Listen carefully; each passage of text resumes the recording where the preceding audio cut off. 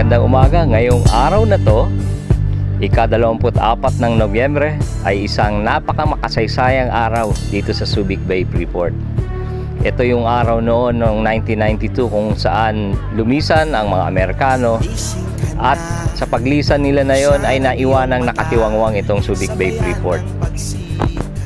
Sa ganung pagkakataon ay tinawag ni Richard Gordon ang mga volunteer na siyang naglinis at pinotektahan itong pasilidad ng na iniwan ng mga kano.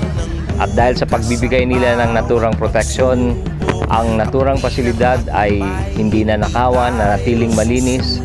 Kaya napakaraming mga investor ang dumating dahil sinasabi nga nila kung itong mga volunteer hindi binabayaran ay nagtrabaho dito, paano pa pagbabayaran ito? Kaya sa araw na ito, ating ginugunita, 20 taon ang nakakaraan na ang mga volunteers ay nagtrabaho dito ng walang bayad pero buong puso, at siyang naging dahilan kung bakit naging ganito ngayon ang Subic Bay, Freeport, isang napaka-unlad na lugar at napakagandang puntahan.